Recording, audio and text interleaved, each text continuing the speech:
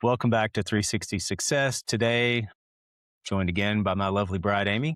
Today, we're continuing our talk about marriage and the environment, right, of growth in the marriage relationship. And today, it is about communication that nourishes. It's literally the water that helps grow because communication is like water. Too little, things dry up. Too harsh, too much, and things erode. It literally washes out the soil, which we talked about last time or time before. That doesn't, you don't have anything to protect the roots.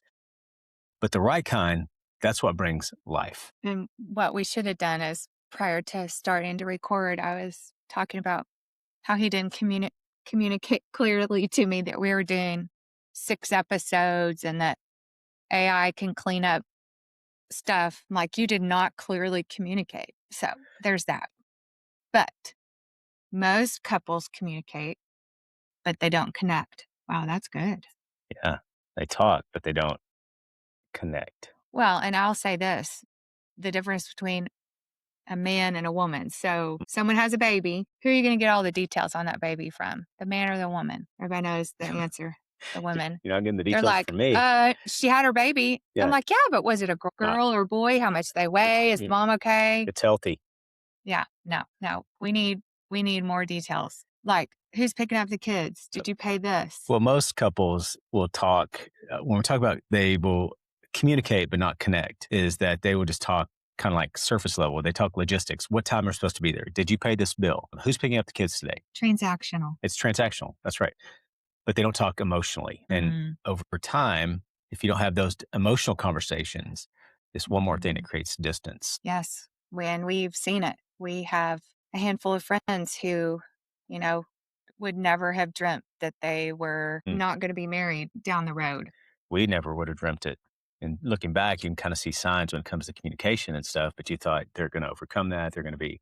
Well, no, it's difficult when you have kids because it is very transactional. You've got a lot going on, and now we're in a season where we're taking care of our parents, and even that gets to be where it's like, okay, did you call and make this pharmacy update? Did you take mom to here? Did you do this? And then at the end of the day, that's all you've done is, check, check, check, check, check. But there's no meat. There's no substance. There's no. Well, just coming together How and was your day? getting How are on you the feeling? the same page. How are you? Not just, how's it going? How was your day? No, how are you? Are you good? Was No. your day good? No.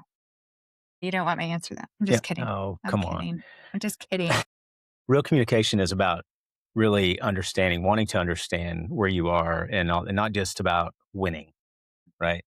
Or just going through the checklist. Can I say this though? Yeah. The other topics that we talked about, they don't necessarily have to be in a certain order. Those have to be rectified or agreed on or practiced before you can keep moving towards these things. Because if you don't feel safe, you're not going to have good communication. That's right. Communication will shut down if you're not safe. And, a lot of conversations, quote unquote, turn into just debates or arguments and they don't build bridges, right? Communications bridge things together. They take something that you don't understand, they bridge it to something that you can understand. You attach those things together so that you can understand those. Most people don't realize, but you can say the right words in the wrong tone and still damage the relationship. Tone carries more weight and body language can carry more weight than the actual words. So the timing that you say things in matters tremendously. Well, one of the things I've learned is you come out of the closet and you're like, what do you think of this outfit? And gentlemen, timing here is very important. So what I've learned is if I've noticed her outfit before she even asked, if she says, what do you think of this outfit? I'm like, it's amazing. Or I love it. But I'm very honest, right? So, or I'm like, I don't like that. I don't like that one with, thinking of Adrian Alvarez. I don't like that one. Anyway, or there's any delay. That's the thing about timing.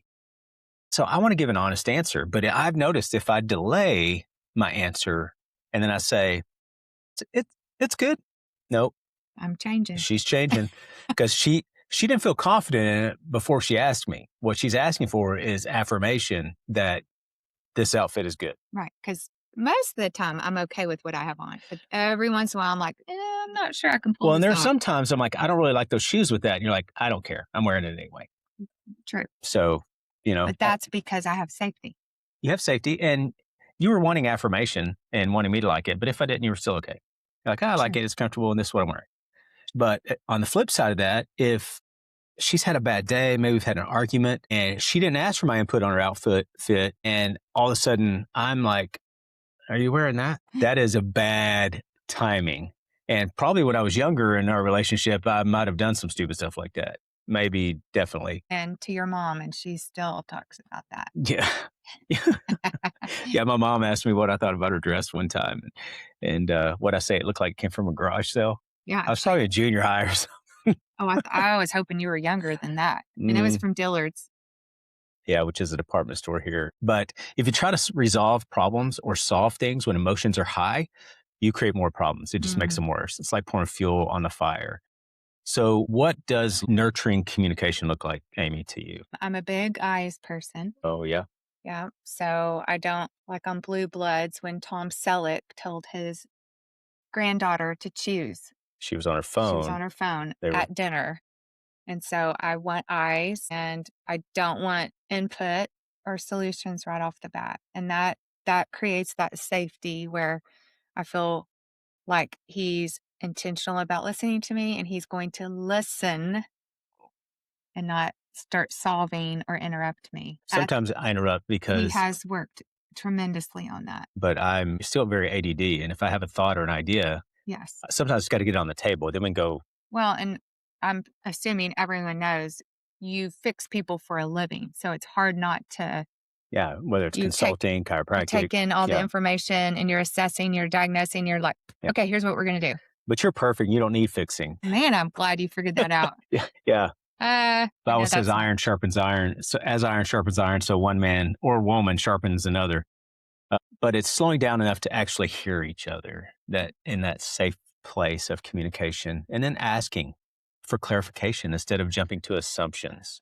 well, and I will tell you, if you are living in a chaotic environment, there is no place for that. There's no space for it. And so again, I think the overarching thing also has to be the intentionality because none of this just happens. You can't you have to practice it. You have to almost role play. I mean, it's a daily work. Pulling the weeds. Yeah. Yeah, it's just practice.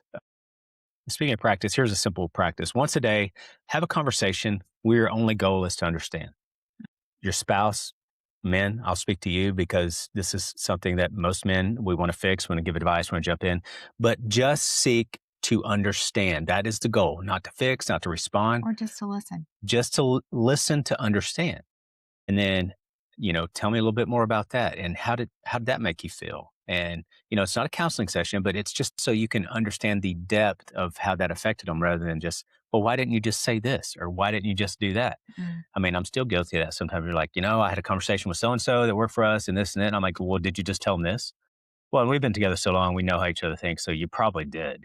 And, you did what I would have done, which would have been the right thing. She was looking at me like, okay, whatever. Wait till we press stop, Yeah, and he's no, gonna come back with a black eye on one side. yeah, yeah. Yo, Adrian, next time. Okay, so no interruptions, no corrections, just presence, Mm, just time.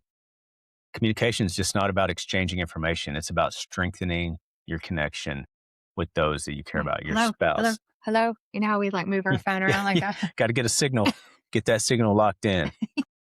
So, and connection is what keeps your relationship alive. And, so stay connected, create a safe space, and then create or practice communication. It doesn't always have to be transactional either. That's right. It Right. it really can't be. I mean, if you're going to have true relationship and communication, it has to be. It's got to be communication Mm. and not transaction. Well, and I know, when our kids were little, you're running at a different speed than we are now. So I know that that's difficult for some people in a different season to recognize that.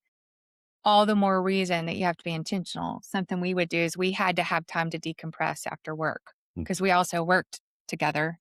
And then we'd come home and it was, we got to feed the kids, we got to bathe them, we got to get them to bed. And then we were exhausted. And so, how do we create that buffer in there where, okay, kids, you go play for 15 minutes, let mom and dad have some time. mhm. And again, that's creating that intentionality for you to work on all these things that we've talked about. Great way to close out. So that's all we got for today. We will see you next time.